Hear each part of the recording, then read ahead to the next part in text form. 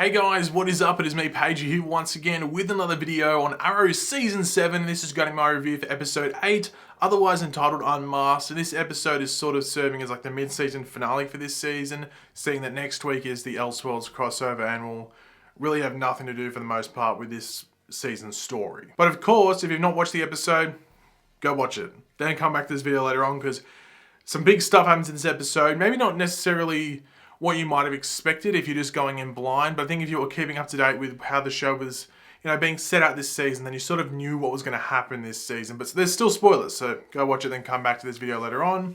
But if you have continued, you enjoyed the big reveals this episode, and just the episode in general, be sure to hit a, what do you call it? Leave a like on the video if you enjoyed it, just to show your general support. And also let me know in the comment section down below your general thoughts in this episode and what you thought of certain reveals and just stuff we go over in this review. But yeah, last episode, to keep it short and sweet, big prison stuff, Oliver got out. That's basically the best way to put it. And as always, there were flash forwards in this episode, so we'll talk about the flash forwards after we talk about the present day stuff as we've been doing this season. That's just to separate them a bit, not go back and forth constantly like the episode does. But essentially, we start off this episode by seeing this mystery girl training. So she's got some Asian persuasion with her, and we're like, okay, what's going on here? She's training. Now, for me, I knew exactly who it was. I knew exactly what was going to happen in this episode with this character. But if you were going in blind, she's training. She's doing like some very Oliver-esque training. So I think there's a protein shake or a protein smoothie or some sort of concoction in a blender. Has that. Here's that Oliver Queen's going to be attending a gala, and that's when she decides to suit up as the new Green Arrow. So for all those people that were going, oh, Paigey, it's not a female Green Arrow. Can you stop saying that? Can you please stop saying that the new Green Arrow is a female? It's obviously a male.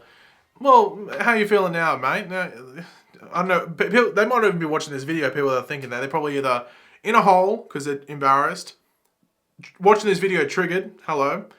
Or three, they're just pretending like they're not watching the episode at all and just putting it in the back of their minds going, crap, I made an idiot of myself online, didn't I? Saying it wasn't a female, but there we go. Leaks said it was a female. Stuff in the actual episodes made it seem like it was a female, so what do you expect? It was a female. So, and we'll talk about her identity later on. It's not 100% revealed like her name. Once again, if you kept up to date with who it was, you knew what her name is, but we'll talk about that when it's relevant later on. But one of the more interesting things in this episode, at least early on, they sort of strayed away from it as we got into the episode more.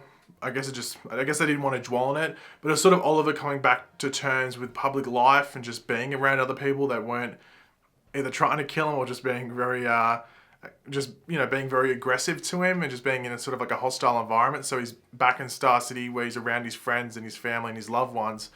Well, maybe not family, but his loved ones at least.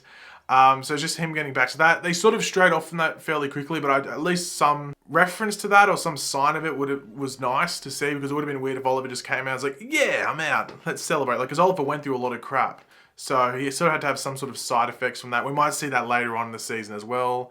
But they sort of moved on from that fairly quickly in the episode, but I was okay with that. But we do go to this gala, which is basically to honor Oliver and stuff like that, and him as like saving the city and all of that.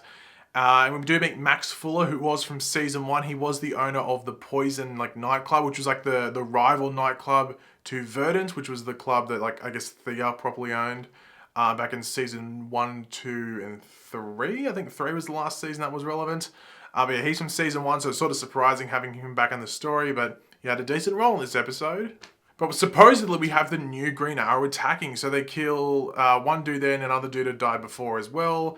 We're like, okay, well, why are they going around killing people? Why are they murdering people? This is not like this new Green Arrow. They haven't done that before. Sure, they might, hurt some people, but they're not going out and setting to murder. So this is very unlike what we've had this season with this new Green Arrow. So what the hell was going on? But we do see Oliver actually go talk to Max Fuller, and we find out that the murders are sort of connected to the scroll and key thing from Yale, I think it was. And I think the actual thing in real life is the scroll and bones, I think it is. Correct me if I'm wrong. It's a real life thing. They changed the name a bit for the show. I think it's Scroll and Bones in real life, and then the show was Scroll and Key. I think I'm right with that. But anyway, the people that were being killed before were connected to that, and obviously Max Fuller was connected to that. So what the hell's going on there? But essentially, it was a hitman. Now, I can't remember the dude's hitman. I think they called him the Mirror. But essentially, he was just a hitman who could shoot a bow and arrow. So he was going around killing them, and his next target is actually Oliver, which is weird. Like, why would you send, an archer after Oliver, who's probably a better archer and just better at combat in general? So, weird choice. You think but I guess maybe it was after Felicity. I don't know. I don't know if they necessarily 100% said that in the episode. But anyway, this hitman goes after Oliver. They take him down.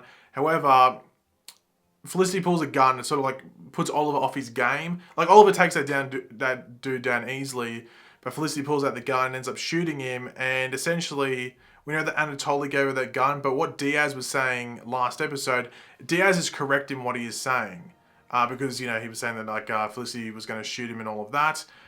So there's a big conversation between Oliver and Felicity, and essentially the main point to push forward is that Felicity has changed, and Oliver isn't the biggest fan of that. And Felicity was going, I was weak and all this.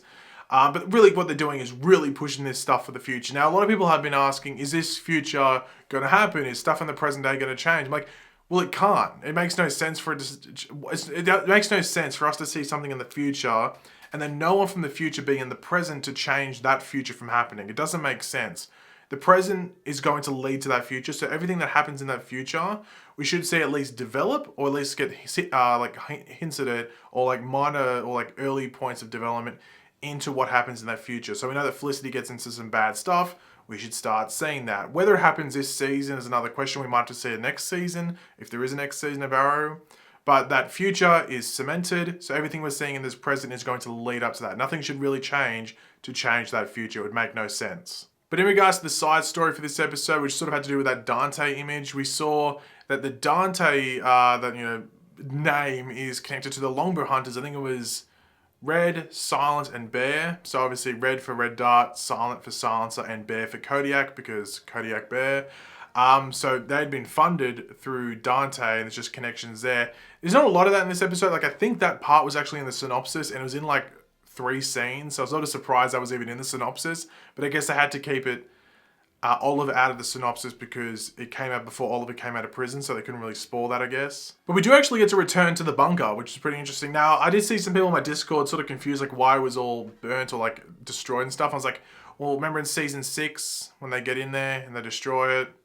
There's your answer. So remember it got destroyed last season. So yeah, there's your answer as to why it was all messed up and stuff. But we do see Oliver actually get to suit up again, but without his hood and mask, because why would he need it? Everyone knows he's Green Arrow. There's no secret there. But of course we see Oliver go to the night. Was it called Poison? Because in season 1, Max Fuller's club was Poison. I don't know if this is still Poison or not, but he goes to Max Fuller's club. Pretty cool hallway fight, which I thought was, nice to see. I think the fight scenes have like stepped up a level this season in comparison to previous seasons. Which leads to Max Fuller getting arrested, and later on essentially means that Oliver is now working with the SCPD. Now, in the Elseworlds crossover next week, we knew that Barry, as Oliver, was training in Argus, so we were sort of speculating that maybe he was working with Argus, but maybe Argus just allows him to train there because he is affiliated with the SCPD now. So I'm guessing that's what happens there. But now Barry as Oliver has this to work off, in his sort of reality now. In regards to him working with the SCPD, I don't know if this is going to be a very popular thing. Let me know what you think in the comment section down below. Do you like the idea of this? Do you like the idea of Oliver not wearing a hood? I think it looks a bit weird, him not wearing the hood. I don't know. I have to wait and see. I have to see more of it because it's only, like I said, like one real scene with him as the Green Arrow fighting without the hood. But I'd say I'm like 50-50. I wouldn't say I'm like, oh, awesome idea. If he was working with Argus, I think that might be a bit better because he could go on like cool little missions. But with SCPD, you're sort of limited. But I don't know, I have to wait and see. I wouldn't say I'm hot on the idea. I'm sort of like in the middle, like warm, lukewarm or something on the idea. But let me know what you think of that in the comments because I'm sort of intrigued to see if what everyone else is thinking about that. But we do see Diggle and Lila actually go to prison to meet with Diaz because they need his help. That's obviously with the whole Dante situation and all the connections there. So it'll be interesting to see if he gets out of prison to help them or if it's a more of a thing they're just going to him for information, or because Argus he's going to help Argus, he actually gets out of prison early and then just gets to commit more crimes once he's released. Once again, will be interesting to find out. But the big cliffhanging ending for this episode is, of course, that new Archer, the new Green Arrow, kneeling down. She's at a grave. I'm like, okay, what's happening here? Obviously, I knew what was happening there, but pretend I didn't know anything. We're like, oh, okay, what's happening here? She's at a gravestone and she's saying, Dad, blah, blah, blah. Oliver, I'm more like Oliver, blah, blah, blah. Or Oliver's more like you than you. I'm more like Oliver than you think. Or it was like, Oliver's more like you than I thought, or something like that. It was about comparison either between her and Oliver or her dad and Oliver. And we find out her dad is, oh my god, I'm so shocked. Not, it's Robert Quine. So who is this character? If you're not familiar with the comics, they're going to reveal this next episode. They're going to actually reveal her name. Episode 10, might I say. Not episode 9, the Elseworlds crossover. Episode 10, when we come back to the show in January, this is when this story will pick up again. It will be revealed that her name is Emiko Quine. That's from the comics. So essentially, even though that ending should give you a hint, she is Oliver's half-sister through Robert Quine. So that's the big ending for the present day storyline. I can't wait to see what they do with her. But the actress's name is C. Shamuka. I will try to remember to leave her Instagram linked in the description down below if you want to go follow her on Instagram, get in there early, because she might post some cool things about Arrow and stuff going forward now that her character is revealed. Even though it hasn't been revealed, she's Emiko Quine on the show. Like, they haven't said it. You know, common sense if you've read the comics or even just do a simple Google search, that's who she is, Emiko Quine. But now let's move into the flash forward stuff. Not a lot actually happened in this episode. It was pretty just basically introducing a character, but let's still go through it. So essentially we go to a club, which is the same club that Max Fuller had. It's the Poison. I don't know if it's Poison. I don't know if they referenced that, but anyway, the same club of Max Fuller's. And this is where we meet Black Star, and she's a cage fighter, nice and cool, kicks some ass. She's pretty badass, to be completely honest. Now, one thing I pointed out, I did say in my Discord, my Discord when we were watching the show, is that Roy didn't go, and I was like, is that meant to mean anything? Because obviously one of the theories is that either she's Oliver and Felicity's daughter, which I don't think is the case due to what happens in this episode. Could be, but I'd be very surprised if that's the case. And then obviously the other one is that she's Roy and Thea's daughter. She could not be anyone's daughter, but it seems like they're going to try and make it connected or something like that. But is it just a coincidence that Roy didn't turn up? You know, because he would have been seen in the club and be like, oh, that's Roy Harper, let's get him. Or is that like a writing decision? So this character didn't see Roy and go, you look familiar, oh wait, you're my dad, or anything like that. So have to see in episodes to come when they go back to the flash forwards. But we do have a group talk to Black Star, and obviously there is some drama between her and Dinah because there's obviously blame there, and then Dinah's getting blamed for the current situation of Star City and the whole Glades thing. So interesting to see what the development is there, because obviously we know Dinah's got that the cut in her throat. There's no real explanation to that yet. So there's a lot of future stuff or stuff in the future stories that still has to be dived into. And I'm really looking forward to that because it is very mysterious. But we do find out that Felicity was basically using her to gather materials to build bombs. She didn't know, or apparently she didn't know at the time, but that's the materials that she was gathering because she was basically just a gatherer. Now, obviously, I think it was last time we had the flash forwards, they mentioned the mark of 4. We're like, okay, what's the mark of 4? Is it a group or something? But it's actually literally a mark on someone's arm, and that's what Dinah has. Now, I've actually written down what they were. They stand for compassion, courage, selflessness, and loyalty. That's what the mark of 4 is. So obviously, you have to do that. And it was Oliver that came up with that. So I'm guessing at some point this season, we will see the mark of 4 created, I'm guessing, but Roy knows the mark of 4, so Roy would have to be around there, or at least have some knowledge of it beforehand, so I have to wait and see when that shows up, I guess. But essentially it is theorized by the group that Black Star actually knew about the plan to blow up Star City, and she's actually kept the schematics for it because she might want to continue that mission and actually go about doing it herself. Now, I sort of don't believe this unless she's tied to someone much bigger, because would she be able to do it? I don't know. I'm sort of like, I don't know about that. But we'll have to wait and see. That's the theory from William and the group as well. But this is all going to lead to Zoe. I was going to say Zloe. Zoe heading into the Glades undercover because guess who's there? It's her dad. So we're going to see old Renee in the next batch of flash forwards when we actually go into the Glades. Obviously, the Glades is like more the up. It's been risen up. It's like the more up part of town, if you want to call it. So I'm intrigued to see what goes down in the Glades, but it should be interesting. But yeah, in regards to the flash forwards, it was pretty slow. It was just really introducing that character of Black Star. They don't actually call her Maya, which has been the name being used. I'm guessing they're going to keep calling her Black Star until I don't think Maya's her real name. I think they're going to keep calling her Black Star until they actually reveal her real name in whatever episode that might be. Because if they were going to make it clear that her name was Maya, they probably would have said it in this episode, and I don't think they did. If they did, let me know, but I didn't hear it. I was sort of waiting, I was sort of listening out to hear Maya, didn't hear it. But overall, I thought this episode was, I thought it was pretty decent. I thought it was a pretty decent follow-up to last episode, because last episode was just like, oh my, it was like an 11 out of 10. So this episode was never going to beat that.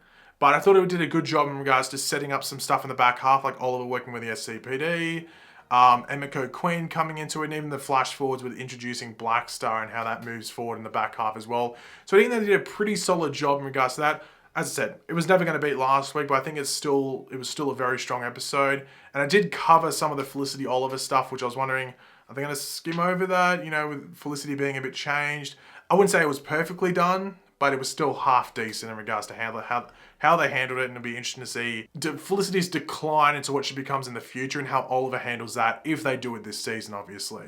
But thanks for watching, guys. Hopefully you enjoyed the video. If you did, it'd be awesome if you could drop a like on the video to show your support. Let me know in the comment section down below what was your favourite part of this episode, what didn't you like too much, and just give me your overall opinions down there in the comments. And of course, if you are new to the channel, make sure to subscribe. I'll catch you later, guys. Goodbye.